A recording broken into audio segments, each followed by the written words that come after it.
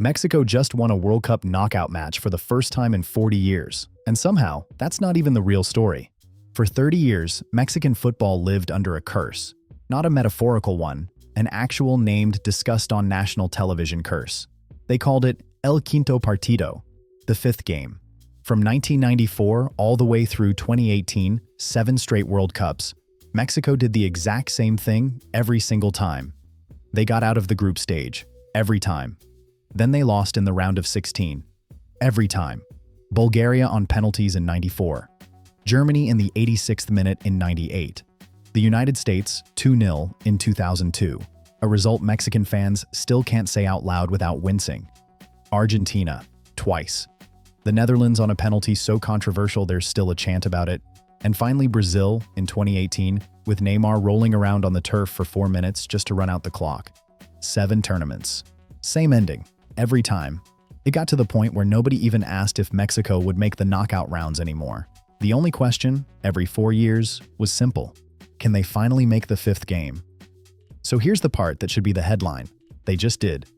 Beating Ecuador 2-0 in the round of 32 technically was the 5th game, because the tournament expanded to 48 teams and added an extra round. Julian Quiñones and a goal from the Jimenez family finished it off, and just like that, the curse that had defined an entire generation of Mexican football was over. Coach Javier Aguirre, who was on the pitch as a player when Mexico last won a knockout match on home soil back in 1986, stood on the touchline 40 years later and got to feel what that actually meant. And this is where it gets personal for Aguirre in a way it isn't for almost anyone else involved. He'd already tried and failed to get a Mexico team through the 5th game twice before his manager. First in 2002 against the United States, then again in 2010 against Argentina. 2 attempts, 2 exits, at the exact same stage, under his own management. For a coach who's spent his entire career on both sides of this specific piece of Mexican football heartbreak, first as a player who broke through, then as a manager who couldn't, finally getting it done at 60-something years old, on home soil, with a completely different generation of players, is not a small thing. This time it worked. And you'd think that's the story. Curse broken, headline written, everybody go home happy. Except that's not actually what this Mexico run has proven yet, and that's the part nobody's saying out loud. Here's the thing about that curse. It was never really about Mexico being unable to win big games. It was about Mexico consistently reaching a specific point and stopping. So when people talk about the curse being broken, what they mean is Mexico finally won the game that used to end their tournament. But look at who they actually beat to get here. South Africa, South Korea, Czechia, Ecuador. 4 teams, and not one of them is a team anybody would call elite. Nobody watched Mexico's group stage and came away thinking, this team just dismantled a genuine contender. They came away thinking, Mexico did exactly what a well-organized host nation team is supposed to do against opponents they were favored against. Which is true, it's also not proof of anything beyond that. That's the trap with home advantage in a tournament like this. It's real, it's not made up. The Azteca crowd is one of the loudest, most suffocating environments in world football, and playing every game in front of it matters. But home advantage doesn't tell you whether a team is actually good enough to beat someone better than they are. It tells you whether a team can consistently beat teams they were already supposed to beat, in the most favorable possible conditions. Mexico has done that. Impressively even. Aguirre's side is disciplined, compact, hasn't conceded much, and looks like a team that knows exactly what it's trying to do. But knows what it's doing and has been tested are 2 completely different sentences, and right now only one of them is true. So if the old question was, can Mexico make the 5th game? The new question, the one that actually matters now, is a lot less comfortable. Can Mexico reach the quarterfinal for the first time in 40 years? Because here's the number that gets buried under all the curse talk. Mexico has only ever reached the quarterfinal of a World Cup twice in its entire history. 1970, 1986. And it's worth actually sitting with what those 2 runs look like, because they're not just a stat, they're the entire ceiling of Mexican football laid out in 2 data points. In 1970, hosting for the first time, Mexico beat Belgium in the group stage, advanced, then lost to Italy in the quarterfinal. In 1986, hosting again, they beat Bulgaria in the round of 16, the same round they'd go on to lose in for the next 7 straight tournaments, and then fell to West Germany on penalties in the quarterfinal. Notice anything about both of those years? Mexico was hosting both times. That's it. That's the entire list. Every other World Cup Mexico has ever played, and they've played in more World Cups than almost any country on earth. They have never gotten past this exact stage. Not once. Not against anyone. The fifth game curse was really just the visible part of a much bigger, much older ceiling, and beating Ecuador didn't remove the ceiling, it just moved Mexico directly underneath it for the third time in team history. And there's data that backs this up in a way that should make Mexican fans nervous instead of celebratory. Analysts have been tracking something they call a host advantage index, basically looking at every World Cup host nation going back to 1930 and grouping them by how strong they were coming into the tournament. Mexico falls into what's classified as Tier 3, a mid-tier nation, roughly top 20 in the world, hosting the tournament. And the historical pattern for Tier 3 hosts is almost eerily consistent. Every single one of them has reached the quarterfinal. Every single one, 5 for 5. Which sounds great until you notice the second half of that sentence, because not one of them has gone further than that. Compare that to what happened with South Korea back in 2002, a genuine Tier 4 long shot as a host, who somehow rode the exact same home advantage all the way to the semi-final, further than anyone in their tier had any business going. That's the kind of outlier every host nation dreams about. But outliers are outliers precisely because they're rare, and the model isn't projecting Mexico to be the next one. It's projecting them to do exactly what history says teams in their position always do: get to the quarterfinal and stop. That's the part that's painfully obvious once you actually sit with it. This isn't really a curse in the spooky, superstitious sense people love to talk about.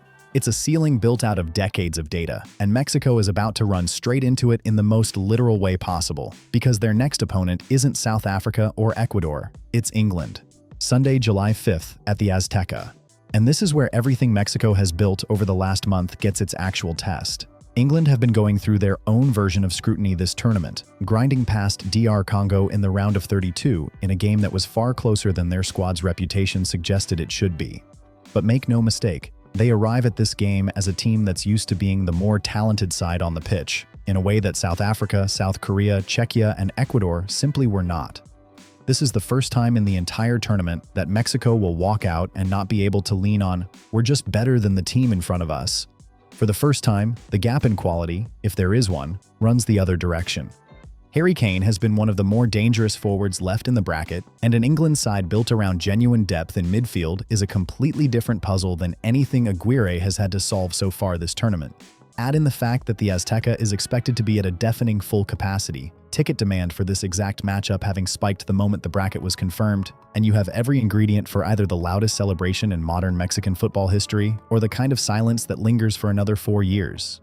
And that's exactly why this match matters so much more than a normal round of 16 fixture. It's not just a game Mexico needs to win to advance, it's the actual answer to the question the last month of football never got around to asking. Is this a team that's genuinely good, one that could plausibly do something historic on home soil? Or is this a very well-drilled, very well-supported team that maximized a favorable draw and is now about to meet the first opponent capable of showing the difference? There's a human layer to this too that makes it hit even harder. Guillermo Ochoa came on for what was almost certainly his final World Cup appearance in that Czechia game, 40 years old, an entire era of Mexican goalkeeping quite literally walking off the pitch in real time. Think about what that career actually spans.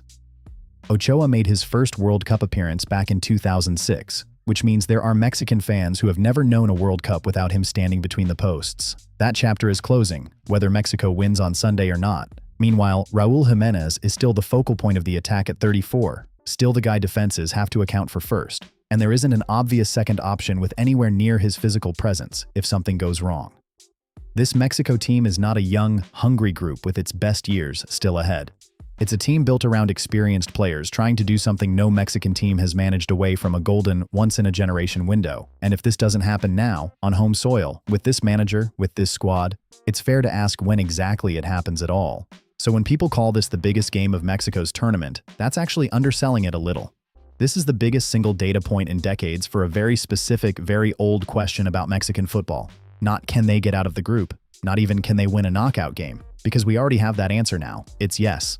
The question is whether this specific generation, under this specific manager, with this specific home advantage, is actually good enough to beat a team that's better than they are on paper. Every team they've faced so far has told us how Mexico performs when they're expected to win. England is about to tell us how Mexico performs when they're not. Win or lose, this game is going to reframe how the entire tournament gets remembered in Mexico. Beat England, and the Ecuador win stops being the headline entirely. It becomes a footnote on the way to something the country hasn't seen since 1986. Lose, And the curse talk comes right back, just with new, more painful language attached to it, because "we finally made the fifth game and still couldn't get past a good team" is in some ways a harder story to tell than "we always lose at the fifth game." There is no version of Sunday night that lets this team stay comfortably in the middle. It's the quarterfinal, or it's an even more specific and more uncomfortable question about what 40 years of hosting World Cups has actually proven. And whatever happens Sunday night at the Azteca, we're finally going to get a real answer, one way or the other, to the question that's been sitting quietly underneath 40 years of Mexican football.